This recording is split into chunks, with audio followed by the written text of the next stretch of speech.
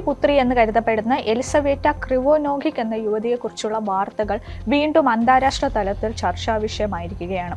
22 വയസ്സുള്ള എലിസവേറ്റ Russian president Vladimir പുടിന്റെ രഹസ്യപുത്രിയാണെന്നാണ് പൊതുവെ വിശ്വസിക്കപ്പെടുന്നത്. March 3, 2003 Saint പീറ്റേഴ്സ്ബർഗിൽ ജനിച്ച എലിസവേറ്റ ലൂയിസ റോസോവ എന്ന പേരിലും അറിയപ്പെടുന്നു.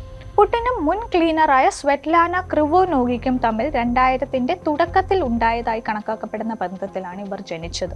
എലിസവേറ്റയുടെ ജനനത്തിന് ശേഷം അവരുടെ അമ്മയായ സ്വെറ്റ്ലാനയ്ക്ക് വൻതോതിൽ സ്വത്തുക്കളും പണവും ലഭിച്ചതോടെയാണ് ഈ രഹസ്യബന്ധത്തെക്കുറിച്ചുള്ള സംശയങ്ങൾ ബലപ്പെട്ടത്.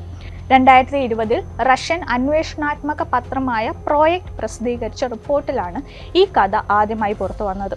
സ്വെറ്റ്ലാനയ്ക്ക് ബാങ്ക് റോസിയയിൽ വലിയ ഓഹരികൾ ലഭിച്ചതായും 2020 ഏകദേശം $100 മില്യൺ സ്വത്ത് സമ്പാദിച്ചതായും ഈ റിപ്പോർട്ടുകൾ പറയുന്നു.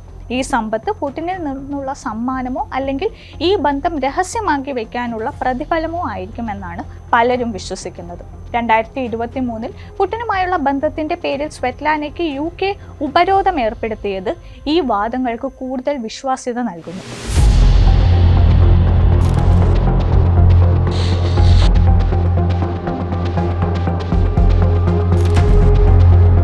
ചെറുപ്പകാലത്ത് സ്വകാര്യ ജെറ്റുകളിലും ആഡംബര പാർട്ടികളിലും പങ്കെടുത്തും ഡിസൈനർ വസ്ത്രങ്ങളും ധരിച്ച് ഒരു ആഡംബര ജീവിതമാണ് എലിസവേറ്റ നയിച്ചിരുന്നത്.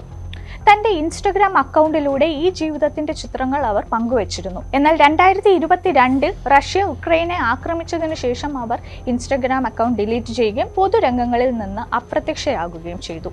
ഈ നീക്കം രാഷ്ട്രീയപരമായ പ്രശ്നങ്ങളിൽ നിന്ന് വിട്ടുനിൽക്കാനുള്ള ശ്രമമായിട്ട് പലരും വിലയിരുത്തുന്നു.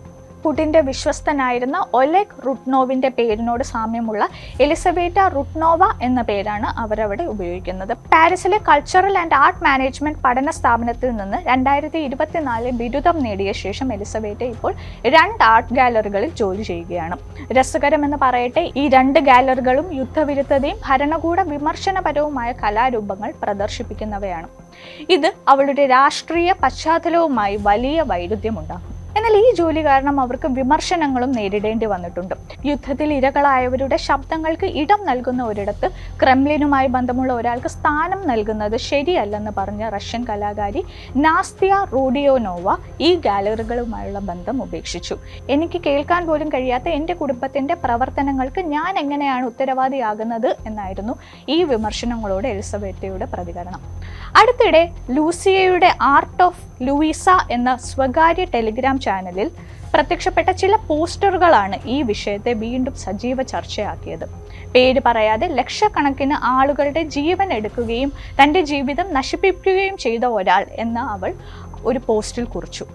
ജർമ്മൻ പത്രമായ ബിൽഡ് ഉൾപ്പെടെയുള്ള മാധ്യമങ്ങൾ ഇത് പുടിനെ കുറിച്ചുള്ള പരാമർശമായി വ്യാഖ്യാനിക്കുന്നു. പുടിനുമായുള്ള തൻ്റെ ബന്ധത്തെക്കുറിച്ചും യുക്രൈൻ യുദ്ധത്തെക്കുറിച്ചുള്ള അവരുടെ ആദ്യത്തെ പ്രതികരണവുമായാണ് ഇത് വിലയിരുത്തപ്പെടുന്നത്.